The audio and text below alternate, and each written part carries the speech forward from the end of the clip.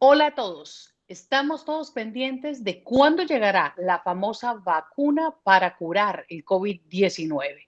Y esto es un evento mundial, pero varios de estos eventos han movido al mundo y han hecho que la carrera por el liderazgo se haya tratado de retomar en distintas facetas, espacios. Estamos hablando de cantidad de hechos históricos que hoy vamos a retomar con nada más y nada menos que Horacio Tejera, que siempre nos trae al pasado, nos hace una analogía con todos estos hechos que nos hacen reflexionar sobre qué tan importante es ir corriendo y pensar en que el liderazgo de este mundo depende de todos estos hechos. Así que un saludo, Horacio Tejera. Qué rico tenerte aquí en estas redes, siempre estar relacionados con Cuéntame, con este grupo de latinas en Toronto y que hagamos esta analogía tan interesante de las carreras por el que tiene el éxito y el que finalmente, como siempre y en la época de los imperios, que todavía la tenemos, tiene el poder. Hola Marta y hola a todos, un placer estar con ustedes. Sí, cuando hace unos días charlamos acerca de la carrera por conseguir la vacuna, yo recordaba, porque tú sabes que una de mis pasiones es tratar de no ver lo que sucede como algo que acaba de comenzar, sino ver si se puede enmarcar en un proceso, en algo que sea de más largo plazo, en algo que ya haya sucedido antes. Y se me ocurría que esta carrera con la vacuna, por muchas razones que vamos a ver después, tiene mucho que ver con dos o tres carreras que ha habido a lo largo del siglo XX. Una es la carrera armamentista, otra fue Mm. la carrera por quién salía verdaderamente vencedor de la Segunda Guerra Mundial, y otra ha sido la carrera espacial que ha estado mezclada con esas dos. Que tú la llamas la carrera bipolar que hemos visto en el siglo XX, Es claro, prácticamente después de la Segunda Guerra. las tres carreras tienen mucho que ver entre sí, pero también tienen que ver con esta que vamos a vivir ahora. Y, y hay un hecho que la pandemia nos ha hecho pasar bastante desapercibidos, y es este año, allá por abril, mayo, se cumplieron 75 años de de una parte visible de estas carreras, una parte que apasionó mucho a nuestros padres, que fue la carrera que tenían los soviéticos desde el este y los aliados occidentales desde el oeste por entrar a Alemania y, y quedarse con la parte del león de ese botín que significaba terminar la Segunda Guerra Mundial en Europa. ¿Por qué Entre Alemania es tan importante, Horacio? Porque es que la Segunda Guerra se divide entre Europa del Este, que se va para el lado ruso, y Estados Unidos, básicamente, que se queda y dice, no toquen Latinoamérica.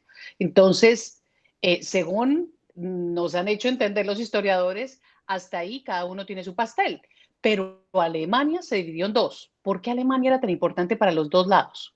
Bueno, la principal importancia de Alemania era quien había iniciado la guerra y quien había mantenido todo el esfuerzo de guerra por parte del eje. El esfuerzo de guerra en el Pacífico lo mantenía Japón. Italia ya había sido derrotada un año y medio atrás y quedaba por vencer a Alemania. Pero en Alemania habían dos cosas que le importaban mucho tanto a los soviéticos como a los aliados occidentales. Y eran la cuenca carbonífera del Ruhr, que era la principal fuente de energía que había en ese momento en Europa, y el conocimiento. Conocimientos acerca de cohetería y de energía nuclear que tanto los estadounidenses como los rusos necesitaban para poder terminar de desarrollar lo que cada uno en secreto estaba desarrollando, que era la bomba atómica. Cuando nació el bebé, que todos supimos de esa historia tan interesante, Eh, cuando comunican que ya estaba la bomba atómica que le llamaron el bebé. Pero bueno, entonces al claro, parecer ellos creían que Alemania tenía más desarrollado este tema nuclear que ellos, que los dos, que los soviéticos y los estadounidenses. Todos sospechaban, tanto los estadounidenses como los alemanes, sospechaban que uno de los dos estaba más adelantado. Ujú. Los dos sospechaban que los rusos no. Los sistemas de espionaje en aquel momento no tenían la sofisticación que hay hoy. Entonces, ninguno de esos tres actores sabía a ciencia cierta hasta dónde había llegado el otro. Los que Ok. tenían su sistema de espionaje más adelantado eran los soviéticos, pero tampoco conocían toda la verdad. Entonces, eh, a mí me gusta mucho contrastar lo que nosotros vemos, lo que los ciudadanos comunes y corrientes vemos de este tipo de carreras y cuál es la parte que no vemos. Yo recuerdo, yo nací en 1952, hacía 7 años que había terminado la guerra. Cuando yo era un niño todavía los recuerdos de guerra estaban muy vivos. En las casas todavía había diarios de la época de la guerra. Y, y yo recuerdo que la parte visible de esta carrera, la que mis padres veían, era esa urgencia desesperada, los soviéticos por llegar a Berlín y los norteamericanos por llegar a la cuenca del Ruhr. Era lo que a los dos más les importaba. Venían de experiencias muy diferentes. Los soviéticos venían de perder 27 millones de personas.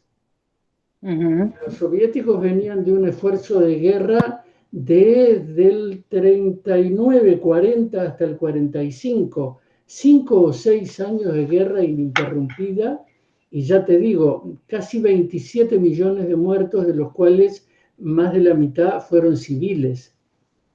Eso es lo que yo tengo entendido, que los soviéticos habían apostado su equipo humano más que cualquier otro país y por ende, cuando ya se supone que vencen a Alemania, ellos consideraban que el derecho era pues que a ellos les quedara la parte de Alemania. Ahora, fue lo que se negoció. Alemania se supone que le pertenecía entonces a la Unión Soviética, pero Estados Unidos dice, no, yo también me quedo con otra parte y nos Claro, la repartimos. la carrera que nosotros veíamos en aquel momento era esa carrera. Había otra carrera que había comenzado antes y que continuó después, y era la carrera por la energía nuclear. Ujú.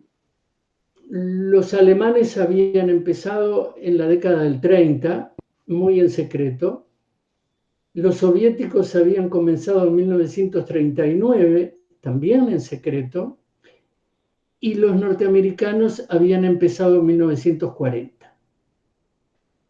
Los tres estaban tratando de desarrollar una cosa que se conocía en teoría que era posible, pero que nunca en toda la historia de la humanidad nadie había podido manejar. Esa era la carrera que nosotros no veíamos, esa era la carrera que estaba transcurriendo en laboratorios y en lugares muy secretos. Esa era la carrera que estaba transcurriendo mientras nuestros padres veían solo la guerra.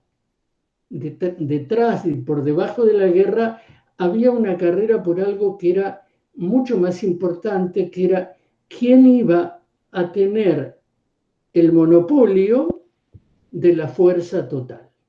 Porque, Hiroshima y Nagasaki era una demostración de eso, porque según muchos dicen, ya se había rendido Japón. Entonces, ¿por qué mandar esa bomba?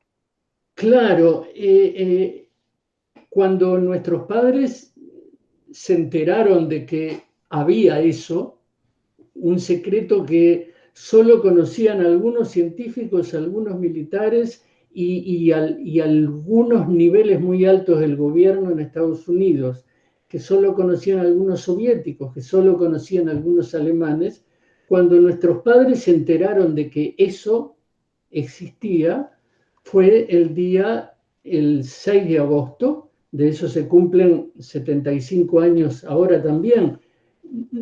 Nos han pasado muy desapercibidos estos aniversarios por la pandemia, pero en realidad 75 años de que cayeran las dos únicas bombas atómicas que la humanidad ha arrojado sobre otros seres humanos, el 6 de agosto en Hiroshima y el 9 de agosto en Nagasaki. Durante mucho tiempo se ha discutido acerca de si era necesario o no.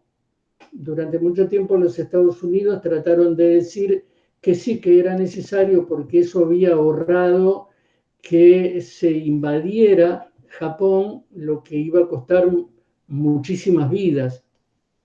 En realidad ahora se sabe que no, que prácticamente Japón ya estaba rendido, pero estaban sucediendo dos carreras al mismo tiempo, y es, los soviéticos estaban a punto de invadir Japón desde el norte, cosa que Estados Unidos no quería, pero además Estados Unidos tenía que avisarle y ser creíble para la Unión Soviética y para el resto del mundo de que ellos a partir de ese momento tenían ese poder. Es decir, hoy se cree que la bomba se arrojó como una forma, en primer lugar, de probarla, porque solo había sido probada en el desierto de Nuevo México, pero en una versión, digamos, en una versión de prueba. No se sabía qué efectos, qué daños causaba, ni a las cosas ni a las personas. Solo se sabía que el daño iba a ser muy, muy, muy grande, pero no se sabía cuánto. Entonces, había que probarla, había que demostrarle al mundo que eso existía y que alguien lo tenía. Había que terminar con Japón antes de que la Unión Soviética los invadiera desde el norte, porque eso iba a significar que se apropiaran de Japón. Que también se quedaran con Japón. Y ahí es donde lo analizan en un comité de guerra y el secretario de guerra Henry Simpson asesora a Truman, al presidente Truman, a decir, sí tenemos que enviar la bomba. Y sale la bomba a pesar de haberse rendido. Pero Sí, el costo es increíble. En esa carrera, hablando de las carreras, es lo que el mundo ha pagado por estas carreras ha sido demasiado.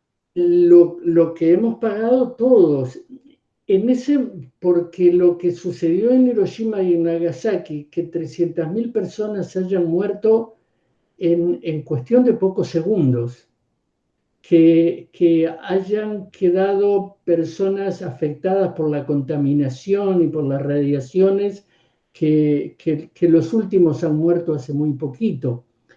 Que todo eso haya pasado en esos dos lugares, por más antipático que nos pueda parecer Japón en el contexto de la Segunda Guerra, es algo que nos pasó a todos.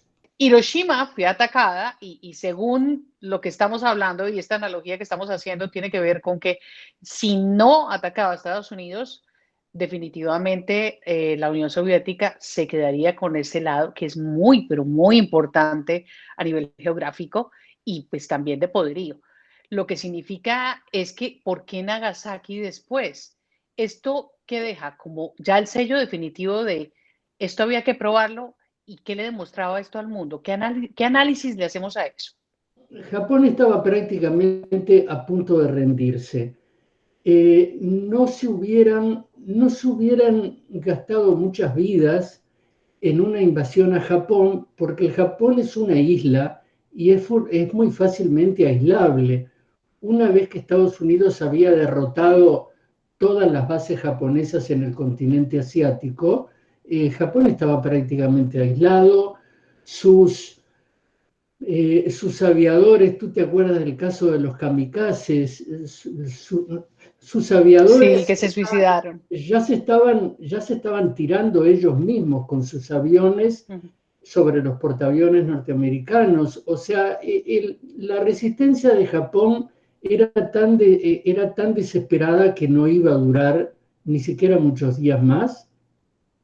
Ya te digo, los soviéticos que habían terminado su esfuerzo de guerra en Alemania lo estaban trasladando hacia Japón e iban a invadir Japón desde el norte. O sea que la guerra, de hecho, ya estaba terminada. El arrojar esas dos bombas sobre dos ciudades, que además no implicaba tirarlas sobre bases militares, sino con el daño que puede hacer una bomba, tirarlas sobre la población civil. Fue un punto negro para la humanidad porque nunca antes había sucedido algo tan atroz y afortunadamente nunca ha vuelto a suceder. Creo que los actores de aquel momento, el que más, el que menos se debe haber arrepentido siempre, y tampoco sirvió para mucho, porque ¿qué sucedió? Lo que Estados Unidos pensaba era que la Unión Soviética iba a demorar entre 10 o 15 años en poder desarrollar una bomba similar. Pero lo que Estados Unidos no sabía era que la Unión Soviética estaba casi por delante de ellos en esa carrera y el único obstáculo que habían encontrado era que no tenían uranio suficiente. Se necesitan unos pocos kilos de uranio para desarrollar una bomba, pero los soviéticos no tenían el uranio suficiente y habían quedado como detenidos en el avance para producir la bomba, en primer lugar porque la guerra, el peso de la guerra en Europa había sido en su territorio entre el 41 y el 44, entonces no habían tenido la capacidad para seguir investigando sobre la bomba y no habían conseguido uranio suficiente. Bueno, pero a partir de esto el mundo también se vuelve bipolar y es lo que vimos en el siglo XX y básicamente se dividió en dos, la Unión Soviética y Estados Unidos. Después viene la perestroika, cambia la Unión Soviética, sin embargo hoy vemos a un Putin muy fuerte. Antes también, no, que no se nos olvide el tema de la carrera espacial, que fue otra de las que tuvimos que ver durante este siglo para entender cómo eran de poderosos estos dos bandos, ¿no? Fueron varias carreras simultáneas y que se solapaban unas a otras, ¿verdad? Porque después que terminó la carrera por llegar a Alemania y con la bomba sobre Hiroshima y Nagasaki terminó definitivamente la guerra y quedó alguien en poder de esa bomba, la carrera armamentista siguió. En 1949, la Unión Soviética desarrolló su propia bomba y para 1960 también la tenía China. Lo que tanto el bando occidental, los que tienen poder atómico, básicamente Francia, Inglaterra y Estados Unidos, y los del bloque soviético en aquel momento, la URSS y China, básicamente lo que hicieron fue una carrera por quién tenía más. O sea, no aumentaron el poder de destrucción para sobrepasarse unos a otros, sino que aumentaron el poder de destrucción porque era lo único que podían hacer hasta que llegaron a almacenar entre todos ellos tantas bombas atómicas que cada uno de ellos se podía haber asegurado la destrucción entera del planeta. Es decir, la bomba y la carrera armamentista de los 50 y los 60 se transformó en algo tan peligroso para el resto de la humanidad que simplemente las han seguido produciendo, pero a nadie sensato se le ocurre que las puedan llegar a utilizar. Acordémonos que gente que no es sensata siempre existe. O sea, cuando hablamos de gente sensata, hablamos de vos o yo, los que no tenemos bombas. Pero los que las tienen siempre pueden llegar a tener un grado de insensatez que les haga utilizarlas. entonces tenemos la carrera de la Segunda Guerra, la carrera armamentista y en medio de todo eso hubo una especie de gran show de la carrera espacial, que también fue una carrera para que la opinión pública pudiera decidir qué bando ganaba, qué bando iba más adelantado. Mientras esto tiene que ver con la carrera del principio, porque una de las cosas que había que conseguir al llegar a Alemania era hacerse de los científicos que estaban más adelantados en cuestiones de cohetería. A los científicos adelantados en cohetería se los llevaron algunos los soviéticos y otros los norteamericanos. Esa fue la base de lo que después fue la carrera espacial. Un paréntesis es que se llama Sputnik, que es como para hacer un recorder y decir, todavía somos fuertes y ya no somos la Unión Soviética, somos Rusia. Pero este nombre tiene mucho significado a lo que vemos hoy en una vacuna, ¿o no? ¿O cómo lo interpreta Horacio? Tiene significado, y sobre todo tiene significado la vacuna china. Yo quiero hacer un paralelismo porque creo que ayuda a entender algunas cosas de largo plazo. Los dos países que perdieron más personas, que tuvieron más víctimas en la Segunda Guerra Mundial, fueron, uno ya lo citamos, la Unión Soviética, básicamente lo que ahora es ruso, pero el otro país fue China. Los dos países con más víctimas durante la Segunda Guerra Mundial fueron la Unión Soviética y China, que hoy, 75 años después, son los dos países que están en competición con Estados Unidos por quién desarrolla una vacuna primero. Cuando uno ve este tipo de carreras y dice, pero acá hubo una carrera armamentista, hubo una carrera en la Segunda Guerra, hubo una carrera que después siguió, hubo una carrera espacial y ahora hay una carrera por la vacuna, estas cosas no ocurren siempre de la misma manera porque sí entre los mismos actores. Hay una cosa de muy largo plazo que opera y que no pone a China y la Unión Soviética compitiendo con Estados Unidos por una vacuna porque sí nomás.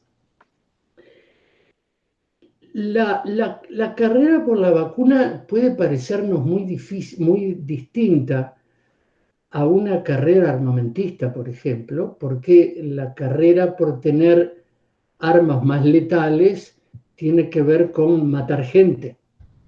Y en cambio, la carrera por tener una vacuna es una carrera por salvar gente.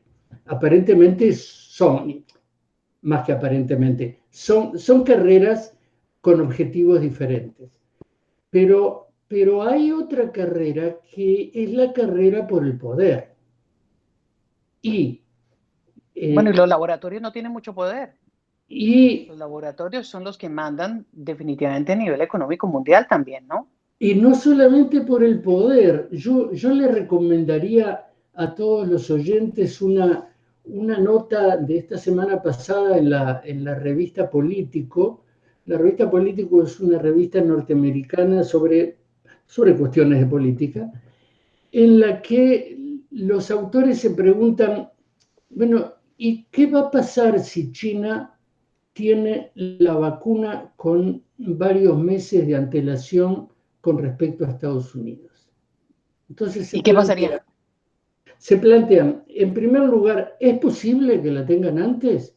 Y se contestan, sí, es posible que la tengan antes porque las tres vacunas básicamente que se están desarrollando en Estados Unidos se están desarrollando en base a una misma técnica que todavía no está del todo probada. Y en cambio China tiene en la fase 3 4 vacunas con 4 técnicas diferentes. Es decir, no han puesto los huevos en la misma canasta. Y estos analistas dicen, es más fácil que logre un resultado más rápido alguien que está apostando a diferentes técnicas a que lo consiga alguien que está apostando a una sola técnica, porque si le falla algo, se va a retrasar con las tres. Y esto en contraste con lo de Rusia, en contraste con que Rusia dice que ya la tiene, ¿cómo quedaríamos?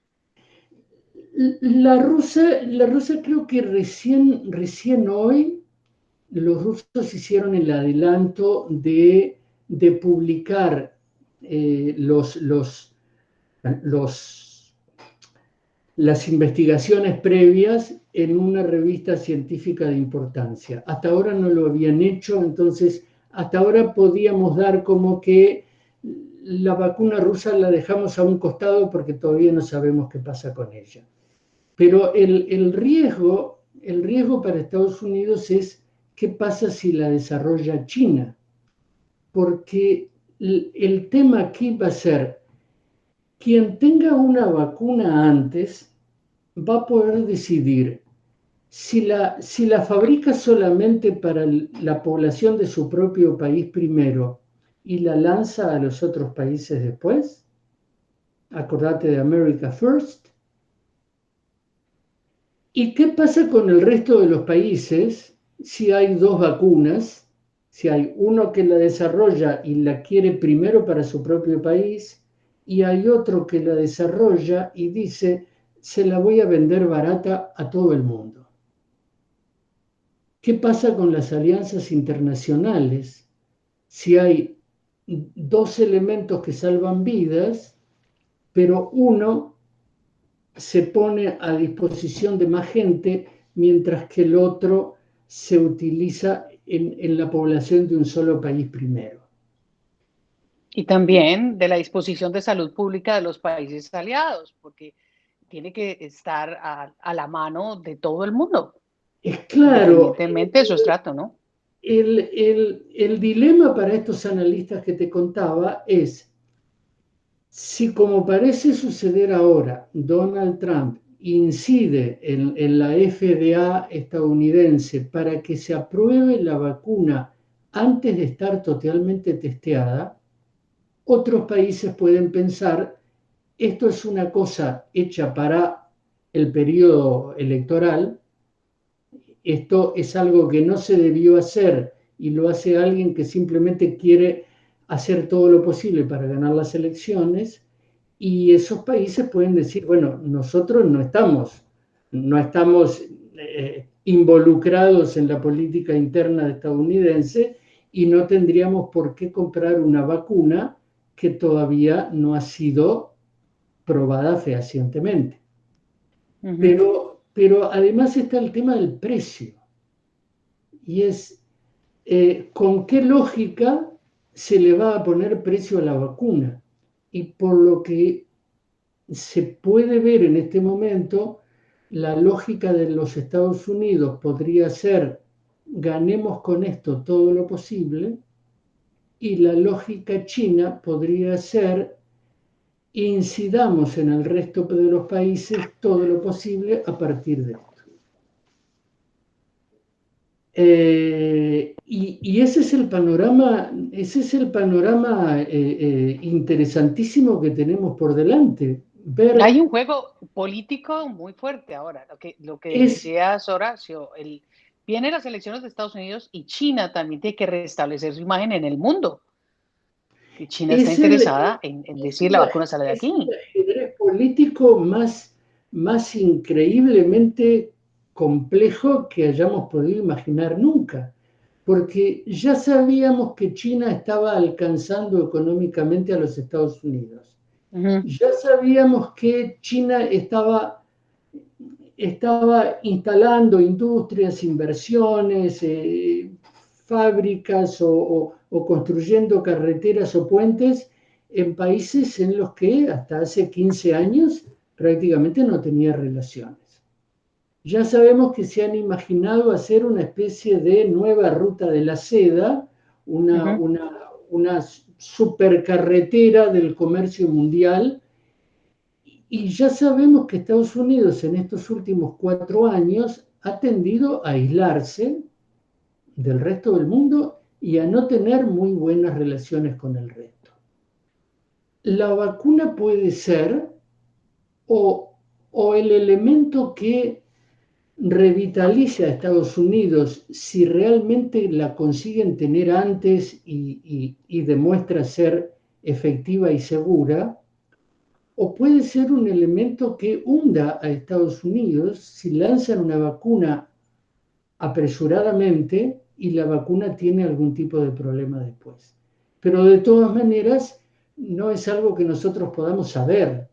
El que tenga la vacuna tiene el pasaje al cielo, entonces tiene muchísimas posibilidades de negociaciones en el mundo, va a tener el poder y como lo hemos visto en todas estas carreras de las cuales hemos recorrido hoy, sería otra bandera puesta en medio de esta globalización que hoy vemos y por supuesto en medio del susto, del miedo de una pandemia que hemos vivido todos.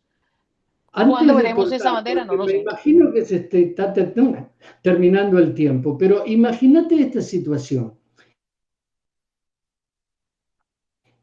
China están teniendo ciertas diferencias acerca de qué áreas navegables internacionalmente tiene el mar de la China, donde los chinos pueden decir esta es nuestra jurisdicción y donde los estadounidenses pueden decir nosotros navegamos acá porque esto es aguas internacionales. Imagínate lo que pasaría si China le vende una vacuna barata a Tailandia, a Vietnam, a Laos y a todos los países que bordean esa zona del mar de Del la lado China asiático. y que dan la vuelta hacia el Océano Índico. Estados Unidos se tendría que despedir de su influencia en la zona. Pero pensá esto, el principal aliado que ha tenido Estados Unidos en Latinoamérica ha sido siempre Brasil. Uh-huh. Bolsonaro es una persona que es como la imagen carioca de Donald Trump, pero los chinos van a tener a Brasil como uno de los campos de prueba de su vacuna. Ese acuerdo ya está hecho. ¿Qué pasa si la vacuna china está antes que la norteamericana y China le dice a Brasil, se las vamos a vender barata, la vamos a dejar que la fabriquen ustedes, pero no queremos que sigan jugando con nuestros intereses? Bueno, ahí cambiarían de presidente. ¿Y qué pasa con Rusia? Eh, a ver, la confianza que le podría tener a la vacuna rusa, si no fuera porque si no está testeada no podés tener confianza, es los rusos tienen una extensísima historia de fabricar vacunas.